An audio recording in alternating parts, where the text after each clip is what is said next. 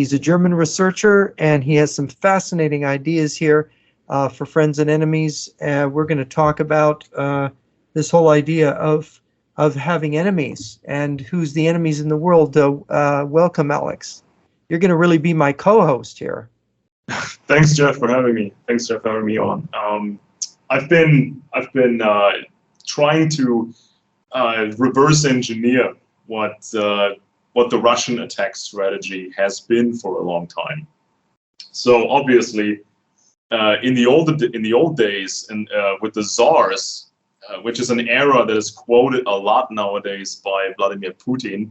I mean, he did this in German parliament in the year 2000. So he was actually visiting the German parliament, and he gave a speech, and part of the speech was in German, and he actually quoted Russian aristocracy, which was of course very closely linked to British aristocracy, and those were, let's say, German families, but you know, it's certain parts of Germany, right? So let's say Hessen, Schleswig-Holstein. This was the British throne. This was the Russian throne. So it's tossed around. But back in those days, it was a competition between Roman systems. So everybody wanted to be the new Rome. The French, the British, the Germans, the Austrians, the Russians, everybody wanted to be Rome. So it was just a question of who's doing it better, right? Or who's you know, seems more legit. But then when communism happened, they claimed to be something completely new, and they claimed to be very much anti-imperialism, and that means anti-Roman system. So that's why communists always stress that point, that the Western system is unfixable, it's unredeemable.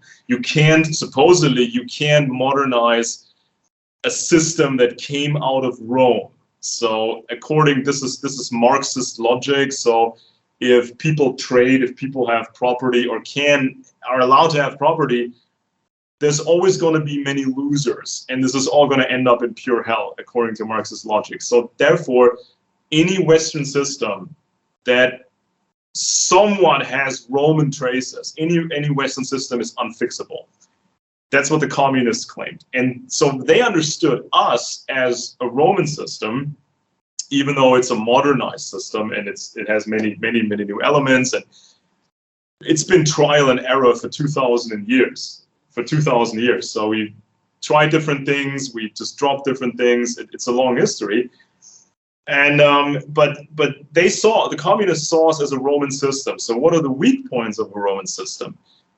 They figured they're gonna, attack the weak points of the West today, because it's the same weak points as back in the Roman Empire. So the Romans had problems with civil war. That's why the communists want to push for civil war here. Roman problems with the provinces, uprisings in the provinces. Therefore, communists want to stir up uprisings everywhere, and that's kind of the baseline attack strategy. And it's also a provocation strategy. See, if the communists poke us so hard and they infiltrate everything, this forced the West during the Cold War to become even more Roman. And the communists seem to hope that it was going to be so Roman that people will rebel. Too militaristic, too many taxes, too much surveillance, too much crushing of dissidents, and so on and so forth. So by attacking any Roman-style system, the communists, of course, gave a launching board to Western countries to be Roman, because if we have this 2,000+ year history, and we actually managed to evolve, right? We're not gonna drop any sort of Roman system, but we have to live inside of reality. And so that was the chief complaint by the communists, that we are too Roman. But nowadays, Russia is not only just talking to left-wing people. I mean, Russia is still talking to the left wing. They're still controlling communists everywhere. They're still claiming we are too Roman. But nowadays, Russia can use a double strategy. They can also talk to the conservatives in the West and tell them the West is not Roman enough. The West has lost its Roman ways. So it's two separate messages that are completely contradictory, but they're still going with this anyways. Because if you look at any sort of right-wing influencer, any sort of anybody with a large audience, or any activist on the street, conservative, what is essentially the complaint of those conservatives? The complaint is we have lost the Roman ways. We're too un-Roman, too socialist, right? And so by using that attack strategy, Russia is still trying to attack the weak points of the West. It's still an attack now strategy. Because the West now is bifurcated. They're sort of, just as the West has two faces, it has the left and it has the right. Russia now has two faces of propaganda, a propaganda for the left and for the right, which of course is a function of Russian strategy, has always had this layering where they target propaganda to different classes and different groups. But now they're actually presenting their own image differently to two sides of the West. So I tell conservatives, any chance I get, I tell conservatives, look, Russia can never be a functioning Roman system. They can never be a functioning, Russia can never be a functioning Roman system that works for everyone, that is self-sustainable, that is modern enough, that is productive enough. They can never do it. And they can also never be an anti-Roman system, an un-Roman system. So if they're talking to the left, they're lying to the left. If Russia is talking to our right wing, they're lying to the right wing, because they cannot and will not ever achieve what they promise. Now, in terms of Rome, this was called Pax Romana. This idea, if you secure the empire enough, you have peace and it's quiet. And actually, in ancient Rome, you had, I think it was 100 years of straight peace, right? So this is kind of the promise that every Roman system has ever, the major promise, that one day things will be safe and stable, and everybody will profit from it. Everybody will benefit. This is Pax Romana. And the communists even sort of copied that idea, built into this socialist ideology. They say we need a dictatorship now, but at some point in the future, when we control everything, it's going to be nice. Then the dictatorship or certain aspects of it will wither away, and we're all left with happiness and plentifulness. Actually, in the Roman Empire, there was never any real peace, except in the sense that Rome itself did not experience war for several hundred years. That is, Rome was sacked by the Gauls, 300 and something BC, and then they were sacked by the Germans in 411 or 409 AD. So you have this period of 700 years where Rome does not experience war. I mean, Hannibal did around the gates of Rome, but he never besieged it or attacked it. So you have 700 years where Rome itself is very safe, a very safe city, of which became a city of almost 1 million people. So yeah, they're promising you this kind of golden, the eternal city. You're going to live in this beautiful. Only it's going to be the world, right? It's going to be the world. In Russia, they are basically play acting. They put on these costumes whenever Vladimir Putin gets reelected, sort of. They play a certain type of music, and it's a certain type of palace, and it's close to where the czars had celebrated, and they're evoking their own church which they control through the intelligence agencies. And yet their national anthem is still the same one as the Soviet Union had in terms of the music. Yeah, and this symbology and the iconography. So it's all just it's a cargo cult. It's costumes. It's play acting, but they can never deliver on the promise of being a stable Roman style empire, because thievery, it's thievery is everywhere, and there's not enough productivity. So that's let me suggest a reason why they can never be the Roman Empire.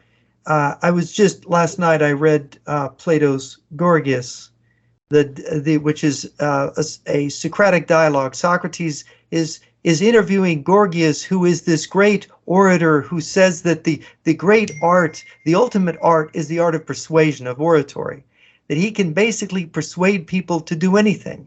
That he can discuss any subject, because if you can persuade people, you can, and so Socrates asked him, well, can you persuade people to do things that are wrong? Because, and Gorgias says, well, I'm manipulating people according to their opinion, basically, is what he's saying. He's not telling, he doesn't say that oratory or rhetoric to persuade is the truth.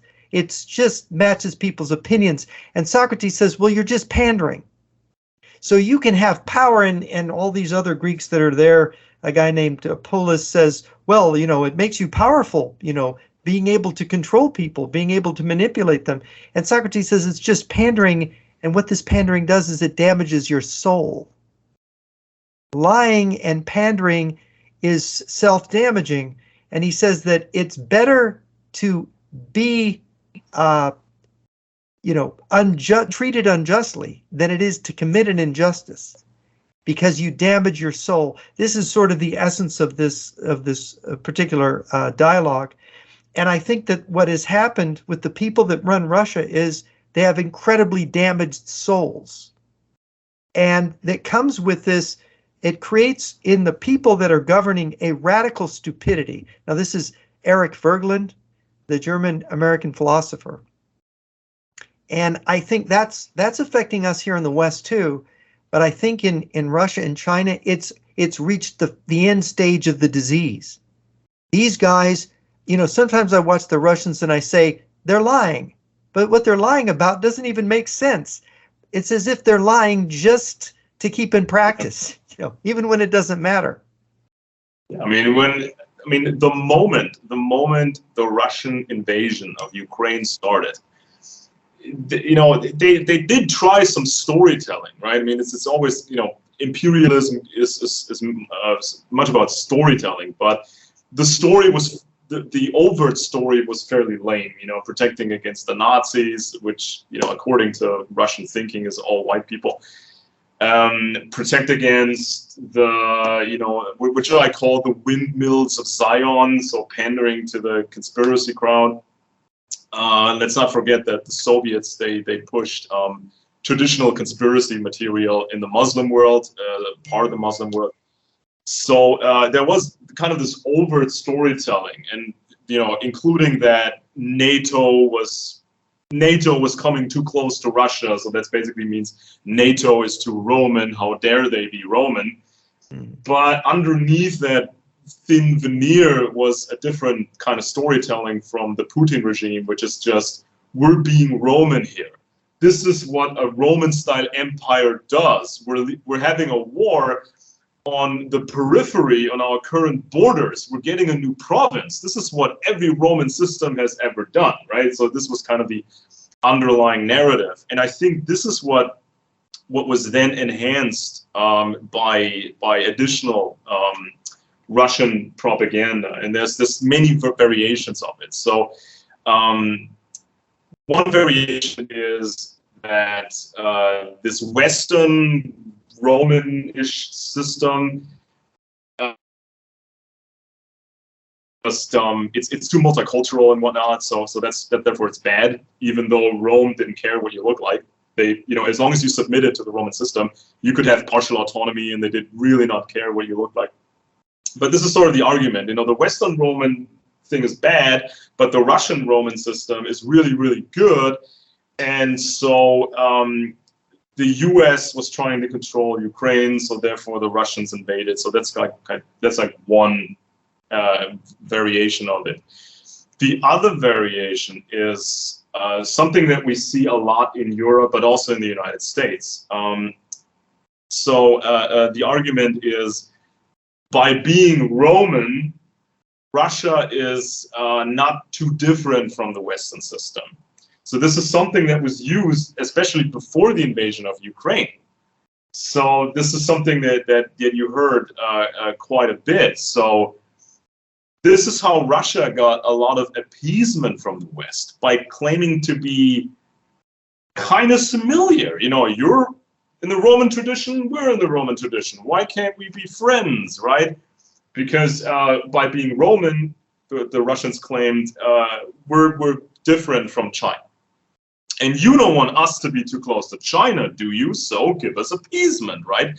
And don't be, and this is kind of the current version of it, don't be too harsh on us Russians. You know, don't be too harsh with the sanctions. And, you know, when we get a deal over Ukraine, don't make the deal too expensive for Russia, because then Russia would have this traditional Roman problem of falling apart, having civil war.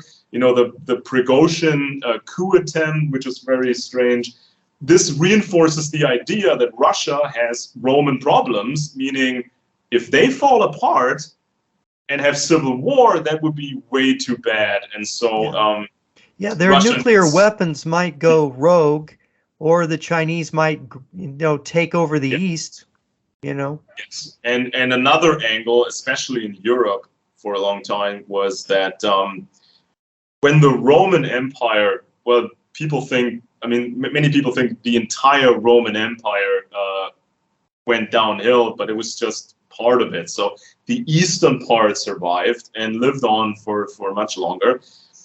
And so the fallen Western Roman Empire sort of splashed into Europe and turned into these European empires. The Holy Roman Empire, and then it was exactly. Then it was Napoleon, and then it was the Council of Europe, and so nobody knew how to do any. I mean, people sort of knew what the next step would be. I mean, you know, the Brits, the British with the constitutional monarchy, the American Republic, and even Napoleon initially. He was interested in Enlightenment ideas and literature, but then France was in a civil war, and there was outside threats. So the only idea he had was to mimic Emperor Augustus from Rome, and he hoped that in the future, you know, things would be nicer.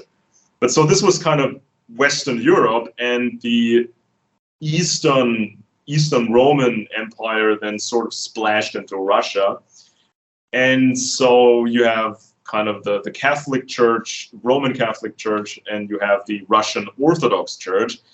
And so this pitch was, the marketing was, couldn't we merge this? Couldn't we move closer? Couldn't Russia get access to European technology, and we're going to sell you some gas and oil back for that? So that was a pitch for a long time. And so now the argument after the Ukraine invasion, so the argument is we need to forgive the Russians because it's a Roman system and because it's so familiar to what we supposedly are, and all the alternatives would be much worse. So if Russia loses its Roman conservative character, that would be even worse. So accepting the Ukraine war is the lesser of evils. So this is kind of the storytelling we're being presented with. And of course, this is countered by other voices that say, well, by spending 100 billion in Ukraine, the United States could destroy much more Russian military capabilities. Therefore, the United States can focus on China. So you have. It's easy to look through these, to look through the storytelling, but it gets harder if you're a conservative in the West and you think we're going down the drain. You know, we're losing our Roman ways and we're going to end up in a communist dictatorship. So this is why people are motivated by fear, and they're also motivated by kind of this positive storytelling that the Russians are presenting us with, kind of a positive vision, a utopia of the future. You know, the left had a utopia, and of course now they're selling another type of utopia where, they're not being very specific about it, but pro-family, against the gay agenda. and you know, nobody's gay anymore, and yeah, everybody has 5 children, and yeah. you know, everybody goes to Christian church. nationalism. Yeah. So this is kind of the storytelling, and it's, you know, nowadays in Europe, the Russian influence is trying to go with national Bolshevism. Sounds idiotic because it is. It's a blend of communist elements and right-wing, sometimes even fascist elements. Right. So, you know, it sounds awfully close to national socialism. Mm-hmm. But well, the Nazis had an exaggerated emphasis on the ethnic attributes. So the Nazis wanted to be more Roman than anybody else. So they thought the old empire, you know, fell because it wasn't fanatic enough, and it wasn't, you know, ethnically centered enough. That was kind of the Nazi interpretation. So they tried to remedy that. They tried to avoid these mistakes of Rome by being incredibly fanatic and being incredibly focused on your ethnic attributes. Now, of course, for the Romans, this would have been an idiotic idea to care what your subjects look like. So to have provinces, to conquer territory and give provinces a semi-autonomy, this was a winning strategy for Rome. So the Nazis were actually dumb enough to conquer new territories, such as Ukraine, treat people like crap, instead of, you know, treating them nicely so they would help you against Soviet Russia, right? Right. Yeah, that was a big mistake. So this was incredibly stupid. So now it's not National Socialism, it's national Bolshevism, and this has never really, nobody has ever really explained what this is supposed to be and exactly how this is supposed to look like. Now, any socialist, any real existing socialist country had wrestled with the question of, should we incorporate some nationalist ideas, or maybe some veneers, some costumes. And for example, former Soviet East Germany, they kept the old uniforms, sort of. They kept some of the Prussian heritage in the propaganda, and this was just to make people, you know, ease into communism, or it's just supposed to be a way of placating people, and then in the future removing these nationalist elements, so you ended with pure communism. And so when Germany was reunified, I have a book, it's right over there, it's written by 2 people who are pretty influential now in Germany. One of them is a woman called Sarah Wagenknecht. She's like an old school communist who's now going with National Bolshevism. She's going to start a new party, she says, and this party could be in the 20 to 25% region, according to polling. So this might become a big deal. And so, so this woman in the 1990s, she was whining about, you know, losing Eastern Germany. So Eastern Germany was lost for communism, and she was debating another communist why East Germany is now no longer communist. So how did this happen? This was the discussion in the mid-90s. And so this one communist argued, well, the problem was the government didn't, they hadn't eliminated all traces of Germanness. So therefore, communism didn't have a good enough immune system, he called it, against the disease of, nationalism, conservatism, whatever. So his idea was and this is something you see in the United States now a lot more, this radical, they call it anti-fascism.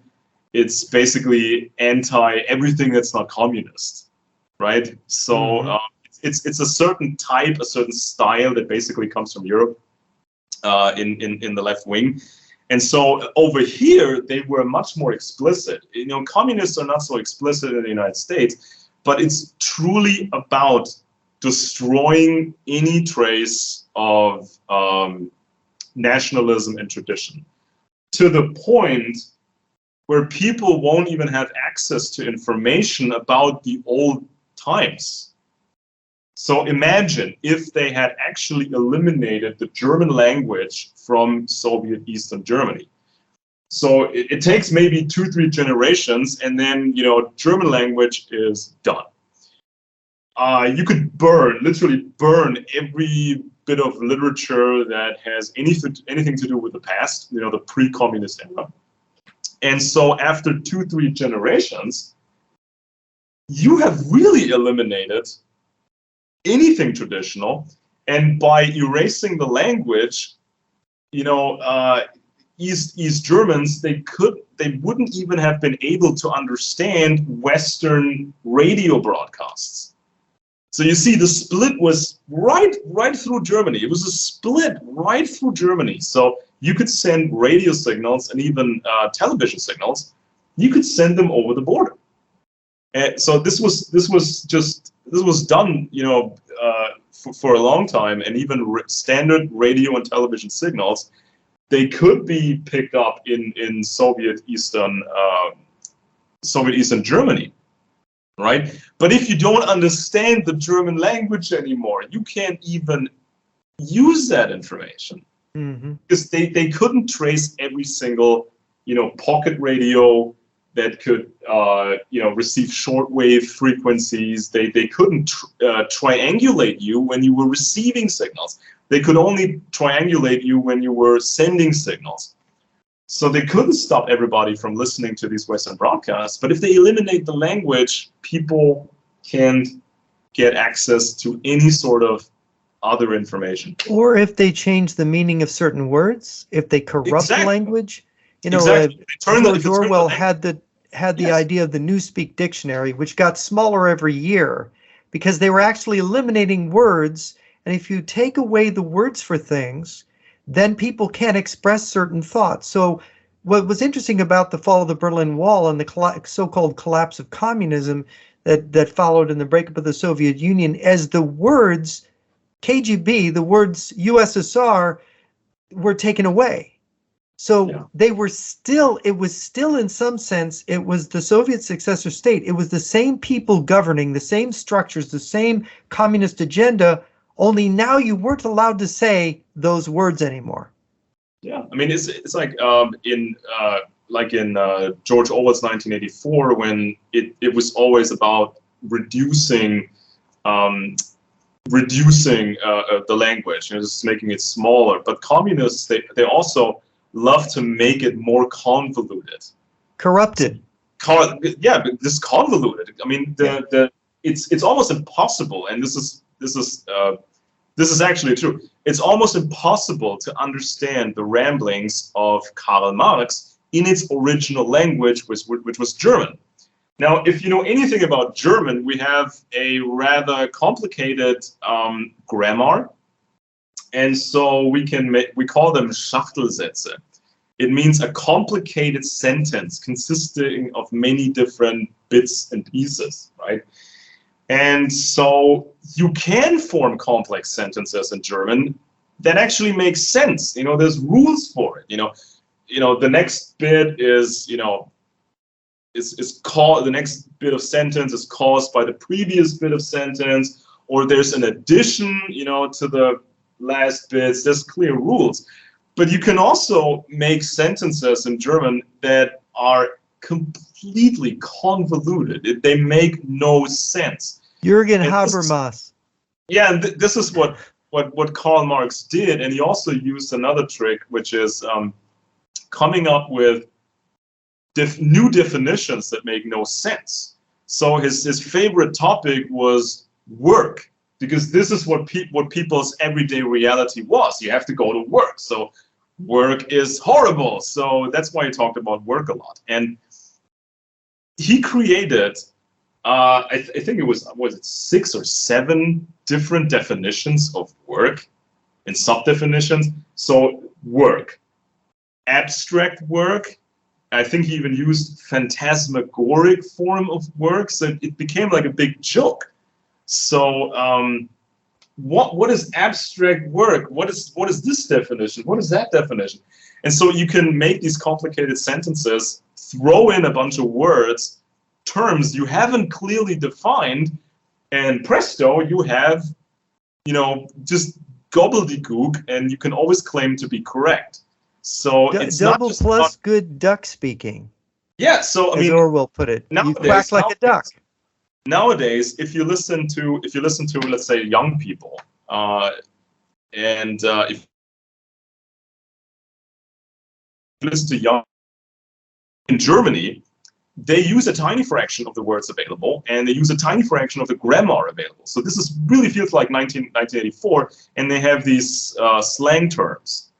So, for example, anything that's that seems foreign to them or strange to them is called sus, which is short for suspicious. And so they use these different terms and they form these really short sentences. So that is reduction. But then you go to, let's say, a slightly older crowd, people who think they are educated, college people. The language becomes convoluted. They will talk your ear off, and a lot of it doesn't make any actual sense. Radical stupidity. So this is something that was actually considered for a part of Germany. You destroy the language, you force everybody to speak Russian, and you destroy all memory. Now, nowadays, we're all dependent on these machines, and many people don't actually collect physical books. What happens if the internet is deleting your book collection, your digital book collection? What if you can't access a search engine, or what you can look up is heavily censored? You're effectively cut off from all of human history. You're basically cut off from all knowledge except what's allowed, for you to have. So this is something that communists actually discussed back then, and this is what they discussed afterwards. Should we have eliminated any trace of Germanness, right? Mm-hmm. And so this game can be played. In multiple ways. So you can give this a left wing facade. You can also try to lure people in, with right wing marketing. This is kind of what Russia is trying on all fronts. This is sort of things they have experimented with. So a lot of the files of real existing communist countries, a lot of these files are not available for study. And so we don't know how many experiments were run. You see, if you have a communist system, it's like a big laboratory. You specify a certain, part of your communist system and country, you specify it to be your laboratory. You can experiment on people, and you can set out to make a 10-year-long experiment, 20, 30-year-long experiment, and you can try different things, and you can see what sticks and what doesn't. And so Russia is armed with a type of science that is not available to anybody else. That's very true. Let me bounce something off of you, because I've been following this. So let me get your reaction to this. As I have studied the alt-right and communism, what I see is that it's almost as if, and there's suggestions of this in looking at Chinese and Russian sources and the alt-right, that Russia is attempting to form this Eurasian mass. It was, remember, Gorbachev said Europe from Brest to Vladivostok. And then Boris Yeltsin said Europe from Vancouver to Vladivostok. He included Canada into this, right? Not the lower 48 states, which, according to a defector I knew, and according to Chiao Chen's secret speech, China gets the lower 48 states to make a second China in. So it's like Russia is in the process of creating an empire which consists of largely of the Caucasian people, right? And China is going to get Asia and the Pacific and Africa, sub-Saharan Africa, and who knows how South America is going to be split up.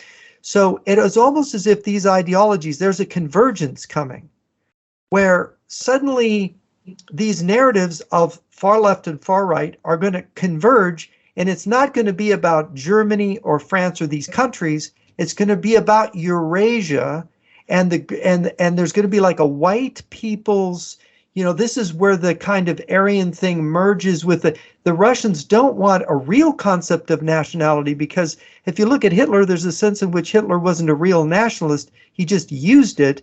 And you look at some of the SS things, some of these SS divisions that consisted of non-Germans, right? They were forming the first, you talked about Rome, the first pan-European armed fighting force since the Roman Empire. Unless you go back to the Crusades, but they still, even the Crusaders, there was the French Crusaders and the German and the English in the Third Crusade. They kept their national groups together, but it's very interesting that it almost seems like the Soviets decided they were going to incorporate, they were going to learn from Hitler. They were going to do this white people's, they couldn't directly take everybody from national society into communism. They need to create a supernation that everybody identifies with, a white supernation, and make that their socialist body politic. And that China was going to do the same thing in the East, but China, of course, it doesn't, China is used to amalgamating, right? Greater Han China is a myth. There isn't such a thing. China is not really one ethnic group. They just created that. So it's almost like they're imitating China in a way. So what is your reaction? Is this the project between Russia and China? Could this be it? Well, I mean, they, to me, it's always about when you target a group and you want to use a group, right? This is basically, this is what every intelligence asset does. You have to pretend to be helpful. You have to pretend to provide what they need. So what I see is Russia and China, they're targeting specific groups in the West. They're presenting themselves as coaches, right? We're gonna coach you to get what you want, but the coaching is not, a real full professional coaching in how empires work and intelligence works and all that. But it's a very, very dumbed down, strange, garbled type of coaching. So they give you a very it's narrative. It's a series of narratives designed to direct them or redirect them. It's as if you pay for a car and you're getting something that has 4 wheels. It does have an engine, but it's not really a car, or it's not, let's say a modern car, or what you think of a car should be. Right. Or you buy a piece of software and it has all these flaws and there's functions missing. There's just stuff has been deleted. So this is fake. Awesome. Yeah. So I mean, this is what every intelligence agency is very capable of doing when there is, let's say, an event or something important, right?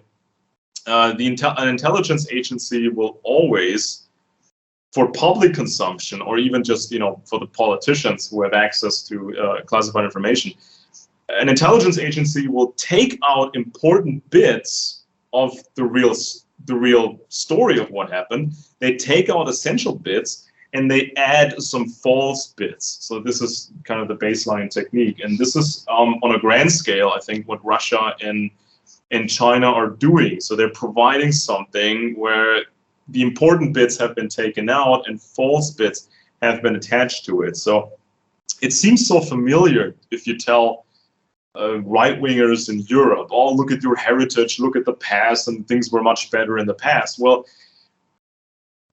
who is actually qualified to judge the 1700s, the 1600s, the 1500s? It takes a while to learn about these centuries and the way things were run.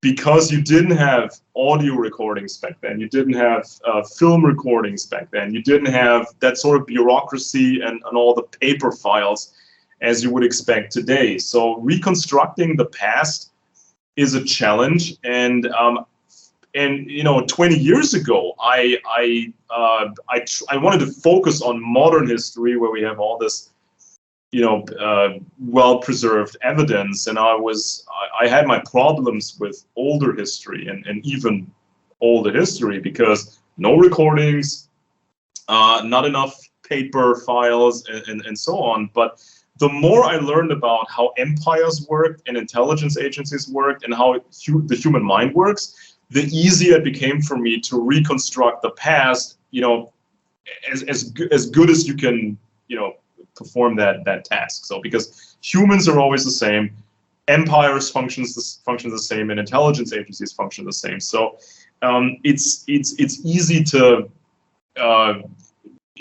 tell people what they want to hear. But if you really want to have an effect, let's say China and Russia, if they really want to have an effect, they need to have experts to construct, to construct the narrative and present good storytelling. And to me, it goes back to a great deception maneuver by British intelligence. So this was especially during the 1700s, but also in the 1800s. So this was the age where modern science became a thing, and empires had to change. You needed industry, you needed to put people in schools and universities and so on. So you had to try new things, which was risky, but staying the same was also risky. And so you had these different European empires that competed with each other. They sometimes allied, and the stronger alliance tried to squash the weaker alliance, and it kept changing back and forth. But they were all Roman systems. They were in competition with each other, and the British were the best at adapting and using science and just changing aspects of imperialism, right? And so the British were creating the new modern banking system with the fractional banking, the new Bank of England, and these so-called private merchant banks. My suspicion is the big private merchant banks were all run by British intelligence, but it's difficult to reconstruct that. But the whole system needed to be, all the parts needed to work together. Bank of England, then let's say Lloyd's and Barclays and Barings and Rothschild and all these banks, this all needed to work together. So you could scale it up, sell bonds, and prevent it from imploding. So this was a very big thing that the British pulled off.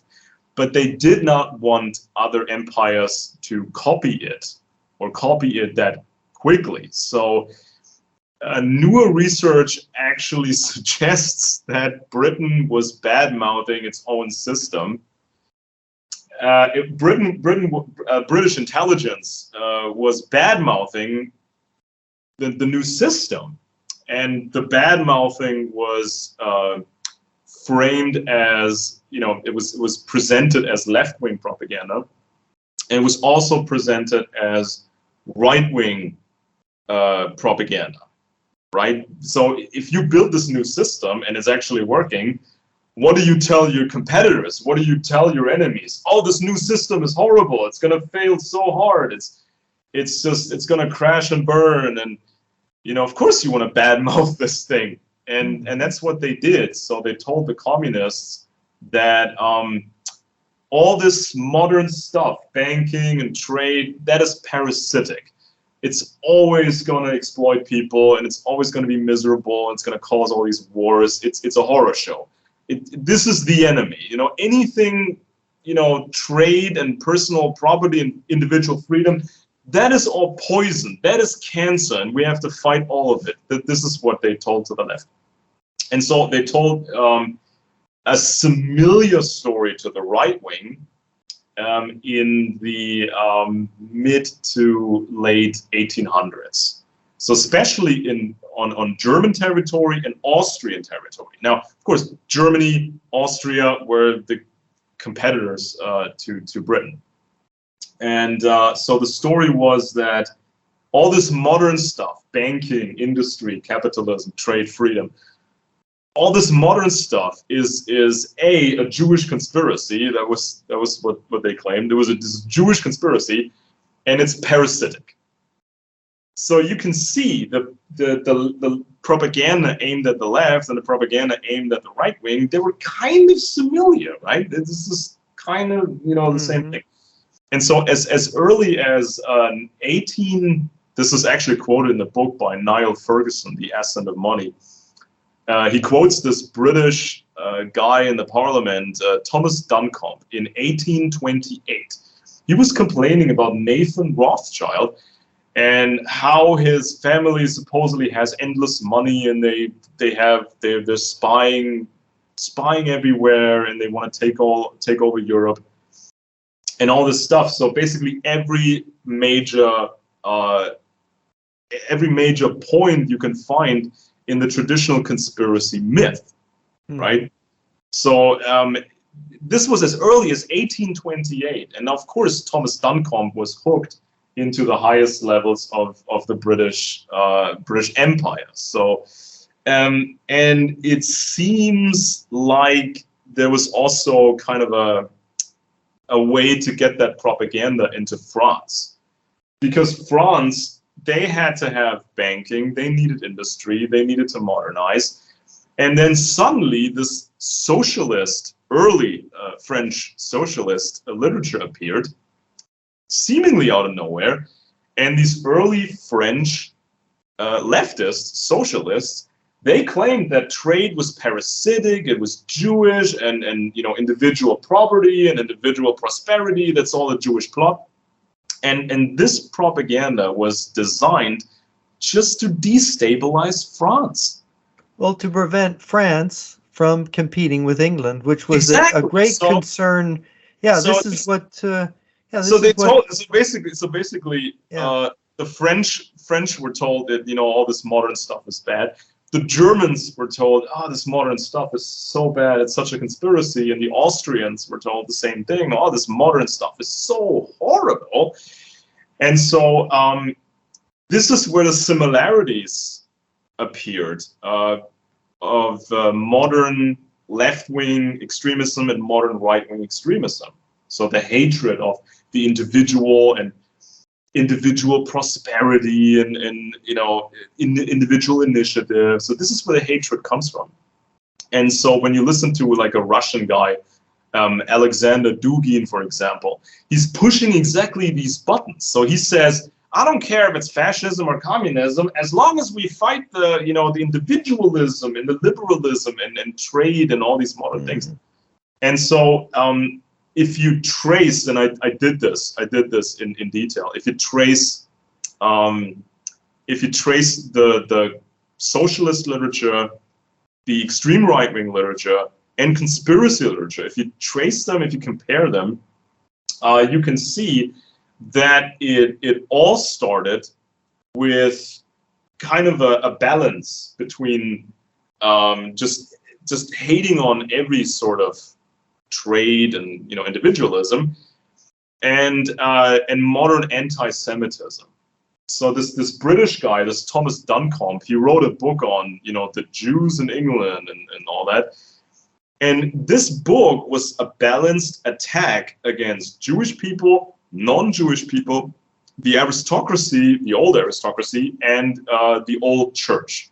So they were all, to him, all equally guilty of everything because they believed in trade and credit and banking.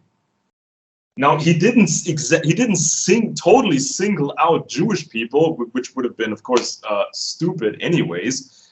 But he sort of introduced modern anti-Semitism and turned it from a medieval, from medieval nonsense into a fake scientific form. No, So what about the Abbé Beruel who wrote the manuscript about the Jewish Masonic conspiracy two yeah, decades earlier? I mean, that came from Fouché, Napoleon's head of secret police, basically concocted this Jewish Masonic conspiracy idea, and the Abbé spread that document. His document got spread around through the Catholic Church through the Jesuits. I believe he was a Jesuit, and that's why you talk to an Irish Catholic priest today, ultra conservative, or you talk to some yeah. certain people in Bavaria in the Catholic Church or whatever. It became entrenched, especially among Catholics. And then later we have from the Orthodox Church the Protocols of the Elders of Zion, which again was a forgery made by the leading Okhrana general in Paris sometime around the turn of the century between the 18 and 1900s. So it actually, so do you think that this guy was influenced by that? Was he Catholic, by the way, this Englishman you're referring to? Duncombe. Yeah, was he Catholic? I don't remember that, but Was he born in Ireland, possibly?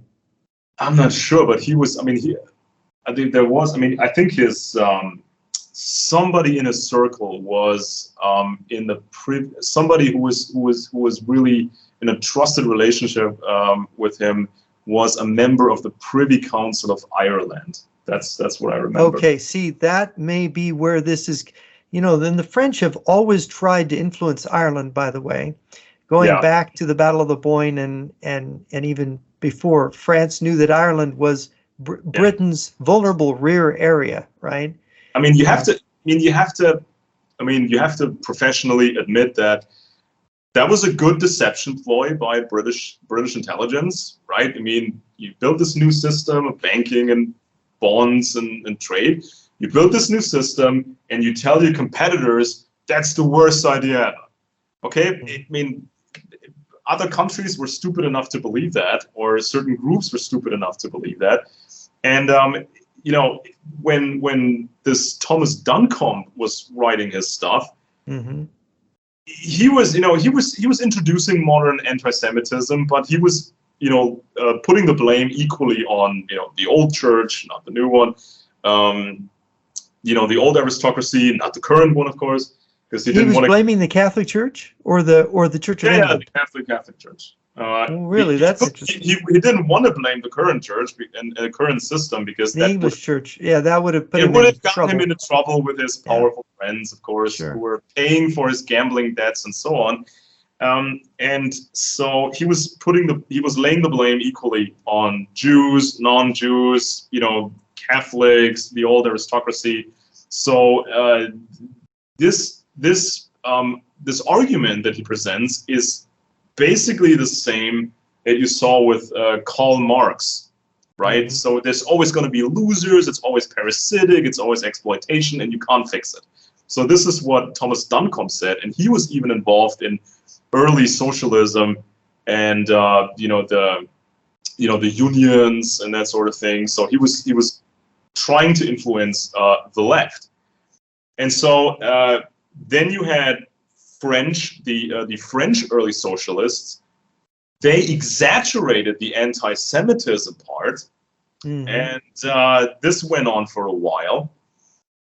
And then later, socialists in general, they lowered or even removed the anti-Semitic aspect, but they kept all of the rest intact.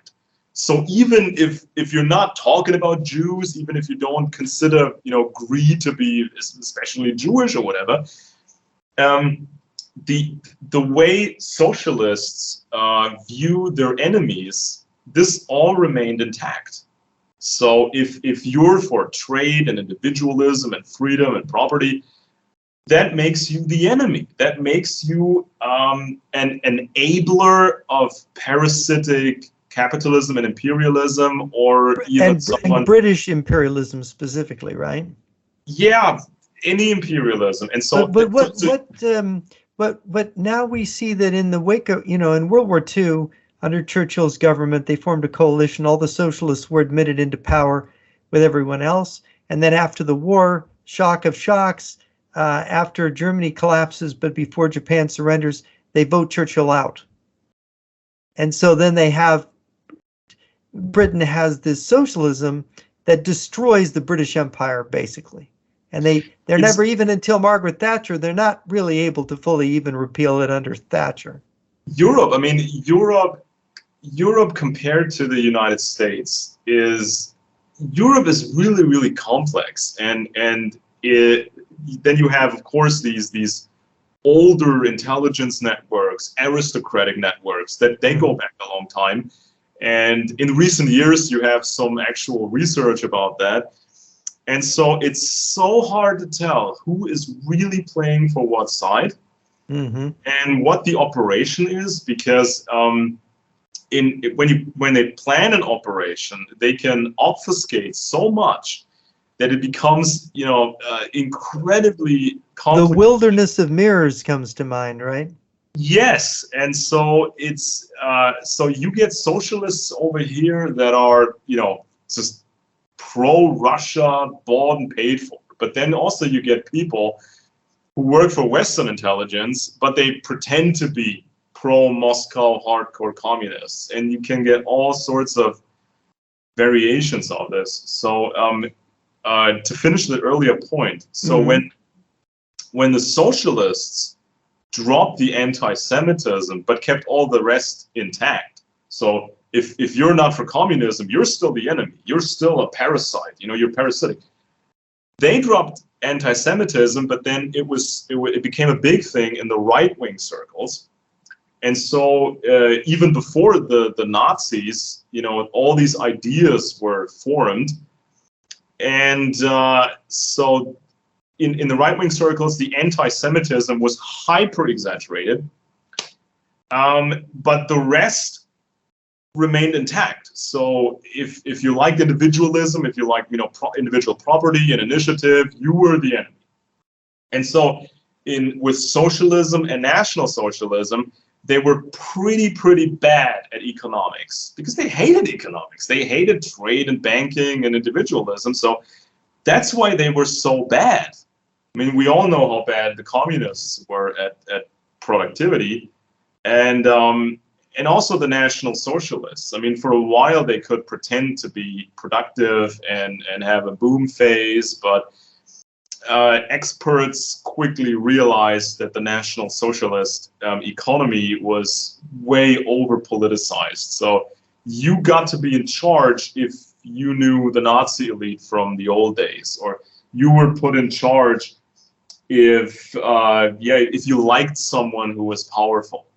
So that's not how you have an economy. That's not how you plan, or have any sort of productivity, right? And so that was kind of the big flaw of National Socialism. So they believed their own stuff. They got high on their own supply, and that's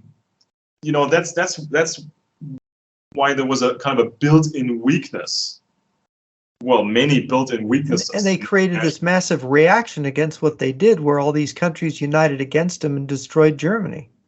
Yeah, and so you can still see the reverberations of that propaganda today. So, for example, if you have radical right-wing activists, especially in the United States, right?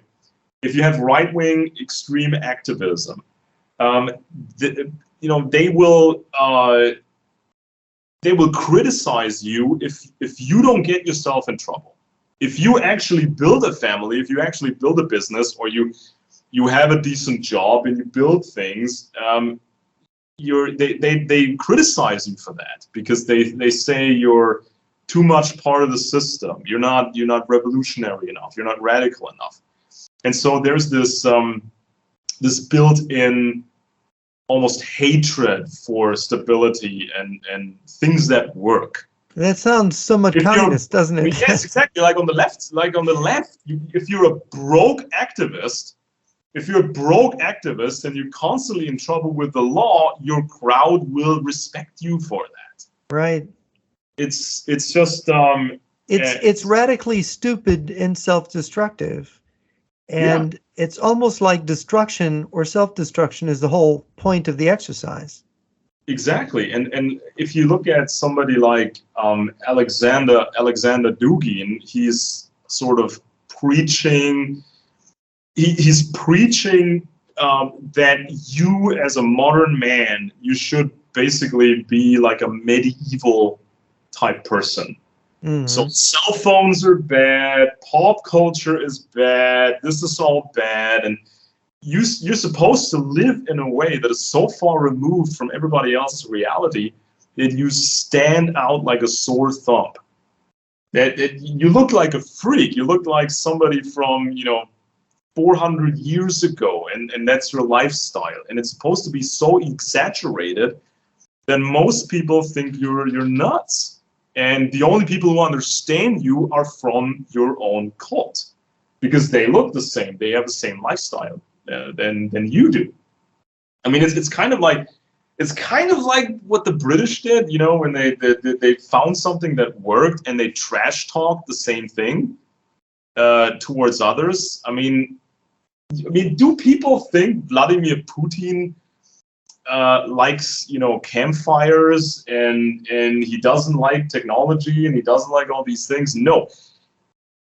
He's surrounded by technology. I mean, his empire depends on technology. He wants his airplanes to function. He wants his he needs everything to function. All these other people in the Putin regime, they love technology. They love modern stuff, things. Yeah.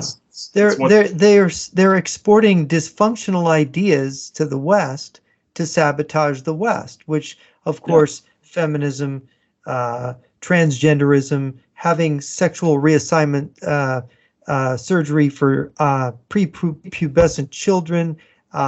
You've got all, and of course, global warming narrative, which really came out of the Soviet Union. And of course, nuclear winter, get rid of all your nuclear weapons. All of these are sabotage operations, quite transparently against the West, to destroy our economy, to destroy our ability to defend ourselves. And then, of course, the open border thing. We got to let in the whole third world. We got an open border problem here in America that Biden has done. You had, 1 million Muslim refugees hit Germany. Was that 2014, 2015? So yeah, this is the sort of the game as it's played now.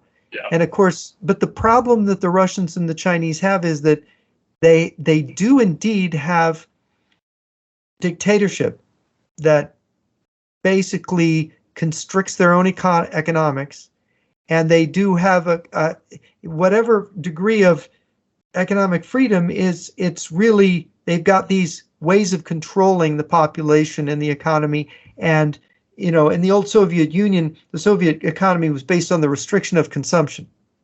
Yeah. Well, they have that on a light version, which is now, of course, in Russia getting worse. And in China, they have it too. And they're trying to export that to the West. Yeah. I mean, of course, when you look at, if you ask a white person, or let's say a white conservative person, name me the number one positive cliche about white people. What's typical for white people? The number one cliche is engineering, right? We invent things, because especially over here in Europe, the weather was so bad, it was so cold, you had to build things, you had to invent things. This was basically how people survived. So Germany invented the television. Thank you. Very much. But it's always about, you just make things. You just try stuff out, you make things. This is kind of like the number one positive cliche. Now, of course, you have engineers all over the world, but this is sort of the cliche, right? And so nowadays you have scientists who are also celebrities, and they sometimes they go overboard in their ideas and their visions and whatnot, or they're just telling you what's hypothetically possible, and so this is then picked up. This gets picked up by Russian propaganda, and they start whining about transhumanism.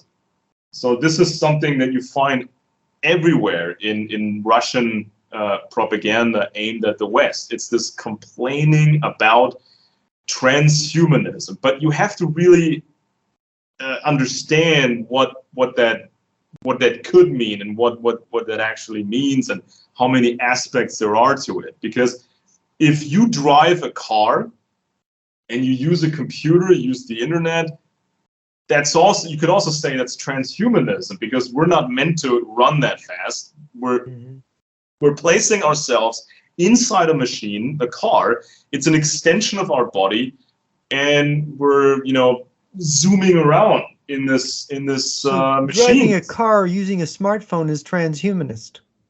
Well, it's sort of. I mean, if you really look at some aspects of it, it's just engineering. So you can preach being primitive, and call it, you know, just think that, you know, what, you know, the West is all about transhumanism and it's all bad. But we have cars, we have modern medicine, we engineer things, we make things, we have computers. Of course, there's always dangers attached to these things, but that's always been the case about science and engineering. So Russian propaganda is whining about you know, transhumanism. At the same time, Russia is investing in nanotechnology, and they're trying to steal high tech. They want to basically conquer Western Europe for the technology and for the engineering. This is what they want. They don't come here. They don't want to come here to destroy modern technology. They want to come to steal it. They want you Germans to work for them. Yeah, and use it. And just I mean, you think Vladimir Putin likes his hand tremor that he has? And I mean, he's getting older, and you know, he's grown up in a communist system, so the food wasn't that good, and the medicine wasn't that good, and the air quality wasn't that good, and you know, the dangerous chemicals everywhere. So this is growing up in communism. So that's why Vladimir Putin has not aged that well. You know, we don't know exactly how his health is, but do you really think he's not into modern medicine, modern technology to prolong his life, and all his cronies and the friends? You really think they don't like the idea of certain aspects of transhumanist technology to, you know, live longer? I mean, it's the same ploy. It's the same thing. They find something that works and they trash talk it, you know, in front of a different audience. Yeah, and of course they don't want their own people to have too much consumption. So it's better that the Russian not aspire to own a car or have his own house separate from other houses, not live in a closet. Well, Alex, we've come to the end of our hour. We maybe got over a little. This is fascinating. I have a number of questions for you. Maybe next week we can continue. Sure. And can give you some more questions. So that's an interesting overview, and then the listeners can kind of think how this integrates. You're going back in time. You're giving us an overview. You're giving us an overview.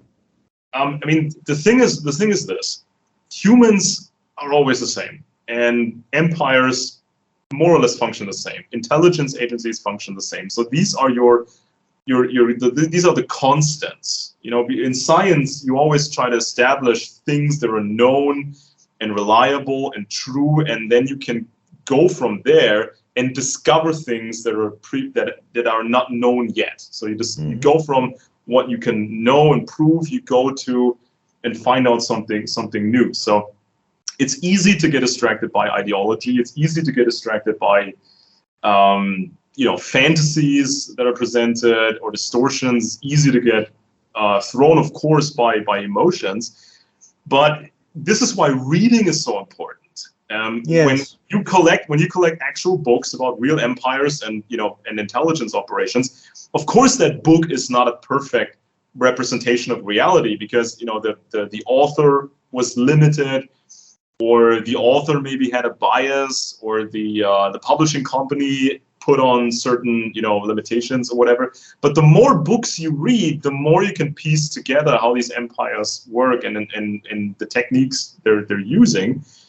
And so when you're reading somebody's book, you're not in front of the author, because if you talk to the author, it's different, right? Because there's a human element to it, and certain biases to it, but if you look at the person's published ideas, it's less of a distraction. Or if you just read actual real books with no other distraction, that is so important, because then you find that there are certain constants. The world is not just chaos. It's not just confusion and just, you know, crazy people with crazy ideas. There's also a science, a real science of, well, imperialism or running things.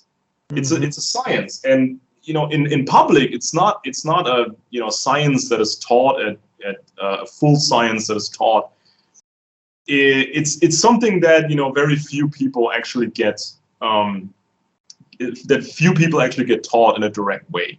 You may get taught single aspects of it. You have a military career, or you have an intelligence career, and you're maybe a field agent, or maybe you're processing information. You get to see, and you're trained in a specific aspect of this bigger thing, but it is a bigger science. And if you read a good book about Napoleon, you can actually, for example, or the First World War, you can actually see people from the past struggling and trying to experiment with this science of running things.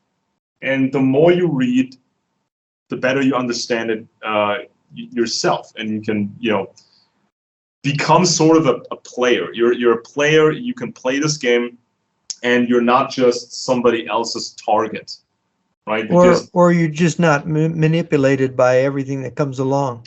Yeah, because the world is a big place, and oftentimes people use historical arguments. So they say, we have to do this because of what happened in the past, or they claim a certain mechanism. We have to do a certain thing because that leads to a desired effect, and this mechanism is supposedly proven by history. So there's a lot of historical arguments that are really flawed, because usually historians, they work differently than intelligence professionals. So there's similarities, but there's also big differences. So for example, for a historian, if he doesn't have any files that definitively prove something, or prove something, you know, the existence of something, the historian assumes this thing doesn't exist. So you're not getting a specific file, or you're not getting files at all, so the thing doesn't exist. An intelligence professional will look at the past, and the professional will start looking for signs of intelligence networks and signs of possible intelligence operations. And the intelligence pro will try to reconstruct the past, not in a perfect way, because it's not possible, because you're not all-knowing, but you can at least lean in a certain direction. You can have different scenarios and apply a different probability to each scenario. And so you have to start thinking like an intelligence professional, because that's very different from like a normal person or a historian. And I always tell people, the intelligence business is very similar to engineering. It's not too far removed from, let's say, engineering. And if people can learn engineering, they can learn you know, the intelligence game at least well enough. You know, you don't have to become the master overnight or whatever, but at least you understand it well enough. And so this is something that people really have to you know, acquire that intelligence lifestyle, as I call it, because you look at the world in a different way. And this is something that people experience in a fake way when they get into a new ideology or new activism. So they think they understand the world, they think they understand how it works, and they look at everything in a new way. But this is pretty much fakery. This is just ideology. Now, an intelligence person will actually look at the world in a different way. Well, thank you very much for that. And I'm Jeff Nyquist. This has been Alex Benish. And you give out a website. Give out your website. The website is candorintel.com. Like the word candor, it's candorintel.com. CANDOR. Correct. Like being honest, being honest, just telling the truth. Well, thank you. And thank you, folks. We'll be joining you next week again, another edition of Friends and Enemies.